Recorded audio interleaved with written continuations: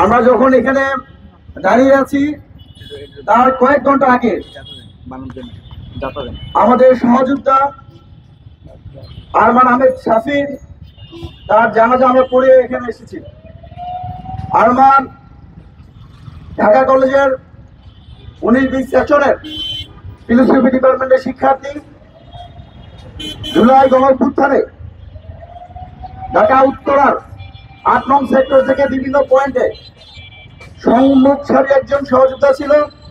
তার নেতৃত্বে উত্তরায় আওয়ামী লীগের সন্ত্রাসীরা লেজে গুটিয়ে পালিয়ে যেতে বাধ্য হয়েছিল।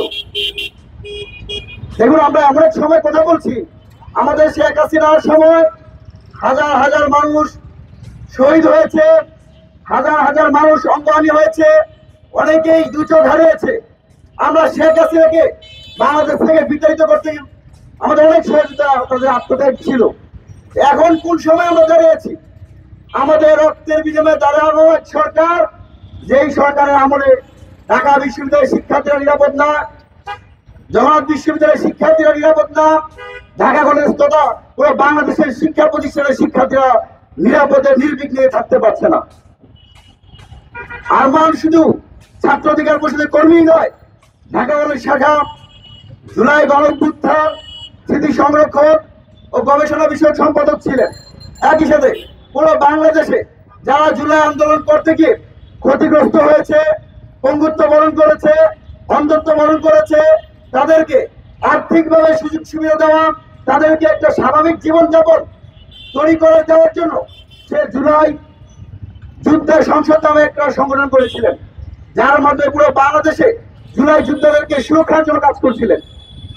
সেই সংগঠনের আহ্বায়ক ছিলেন, যে নিজে জুলাই অভ্যুত্থানে গুলিবিদ্ধ হলেন, জুলাইয়ের আহতদের জন্য কাজ করছেন, তাদের সুরক্ষার জন্য চিন্তা করলেন। সেই আজকে বাংলাদেশে তার ঘরে হত্যার শিকার হতে হলো।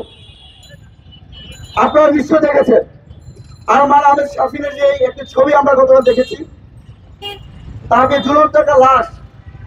আপনি যদি সেই ছবিটা আপনি অ্যানালাইসিস করেন, তার ফ্যান, তার পাগুলো হাঁটু গাড়ানো অবস্থায়, এতটুকু ডিস্টেন্সে কেউ কি আত্মহত্যা করতে পারে? তার শারীরিক বদলে সেই ফ্যান সহ সব নিচে চলে আসার কথা। আবার যদি আপনি খেয়াল করেন, তার পায়ের তালু যে রক্তাক্ত অবস্থায় ছিল, যে মারাত্মক লেভেলের জখম হয়েছে, আমরা সেই জখম দেখেছিলাম শহীদ আবরার ফরাজের পিঠের মধ্য দিয়ে। আমরা স্পষ্ট বলতে চাই, এই যে একজন মানুষকে হত্যা করে তাকে আত্মহত্যার নাটক সাজানো, এটা তো শেখ হাসিনার নাটক ছিল। সে আবার অন্তর্বর্তীকালী সরকারের আমরা সেই রহস্য তৈরি করে মানুষের হত্যা করে নাটক প্রচলিত অবস্থা দেখতে পাচ্ছি। আমরা অন্তর্বর্তীকালীন সরকারের মাননীয় প্রধান উপদেষ্টা প্রফেসর ইউনূস সাহেবকে মনে করে দিতে চাই, যেই বাংলাদেশে শেখ হাসিনা আপনাকে আটতলায় হাঁটতে হাঁটতে উঠিয়েছিল, সেই বাংলাদেশে 2000 অধিক শহীদের রক্তের বিনিময়ে আজকে আপনি প্রধান উপদেষ্টা হয়েছিলেন। আজকে আপনি বেমানুর ভুলে গেছেন, যাদের রক্তের সাথে বিনিময়ে আপনি ক্ষমতা পেয়েছেন, তাদের সাথে আপনি প্রতারণা করেছেন। আমি আইন উপদেষ্টা আসিফ নজরুল স্যারের প্রতি আহ্বান জানাই, স্যার আপনি তো এই রাজু ভাস্কর্য, এই গোল চত্বর, এই শাহবাগ, বিভিন্ন জায়গায় আপনি আমাদের ছাত্র অধিকার পরিষদের বিক্ষোভ মিছিলে দাঁড়িয়েছিলেন, শিক্ষার্থীরা যেখানে বিকৃত হয়েছিল সেখানে দাঁড়িয়েছিলেন। কিন্তু আজকে আপনার মন্ত্রণালয় অধীনস্থ জায়গায় আমরা দেখতে পেয়েছি গত 13 মাসে শেখ হাসিনার সহযোগী যারা জুলাই গণঅভ্যুত্থান যারা হত্যার সাথে জড়িত ছিল, সেই মামলায় প্রায় 44,000 আসামি গ্রেপ্তার করা হয়েছে। কিন্তু অত্যন্ত দুর্ভাগ্যের বিষয়, সেই 44,000 গ্রেপ্তার আসামির মধ্যে গত 13 মাসে 32,000-এর উপর আসামিকে ছেড়ে দেওয়া হয়েছে। যা যদি আমরা পার্সেন্টেজ করি, প্রায় 73% শেখ হাসিনা, যুবলীগ, ছাত্রলীগ, আওয়ামী লীগের কর্মীদেরকে ছেড়ে দিয়েছে এই সরকার। একইভাবে আমি দেখতে পেলাম যে শেখ হাসিনাকে যে আর্থিকভাবে সবচেয়ে বেশি টাকা পয়সা দিয়ে থাকে সে দিলীপ আগরওয়ালা মাত্র কয়েকদিনের মধ্যেই গোপন ভাবে রাষ্ট্রীয় ফ্যাসিলিটির মাধ্যমে সে জেল থেকে বের হলো এবং এখন বর্তমানে বাংলাদেশে সে পালিয়ে গেছে। আমরা আসিফুল স্যারের কাছে আহ্বান জানাই, আপনাদের বর্তমানে উচ্চ আদালতের একটি জায়গাতে একদিনে শেখ হাসিনা এবং আওয়ামী লীগের অংশীজন যারা ছিল, যারা আমাদের উপর হত্যাকাণ্ড ঘটিয়েছিল, তাদের ৮০০ জনকে একদিনে জামিন দেওয়া হয়েছিল। বর্তমানে আসলে সরকারকে মন্ত্রীরা কারা, প্রধান উপদেষ্টা কারা, আমরা তাদের প্রতি বিনীত আহ্বান জানাই। একটা প্রবাদ মনে পড়ছে, তারা আছে চিনছে, দাঁত কেটে হাসছে, আমার দেশের বিপ্লবীরা যেখানে সেখানে মরছে। আজকে আমাদের বিপ্লবের কোনো সুরক্ষা তো নাই। বিপ্লবকে এই গণঅভ্যুত্থানের বিপ্লবকে প্রধান উপদেষ্টা প্রফেসর ইউনূস থেকে শুরু করে উপদেষ্টা পরিষদ গলা টিপে হত্যা করেছে।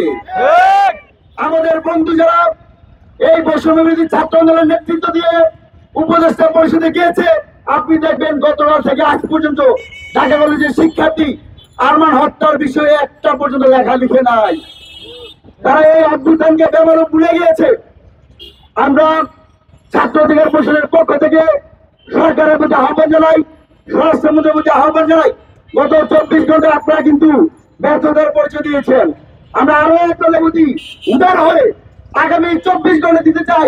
আগামী ২৪ ঘন্টার মধ্যে আরমান আহমেদ শাফিন হত্যার রহস্য উদ্ঘাটন করতে হবে। যারা এই হত্যাকাণ্ডের সাথে জড়িত তাদেরকে দ্রুত সময়ের মধ্যে বিচারের মুখোমুখি করতে হবে।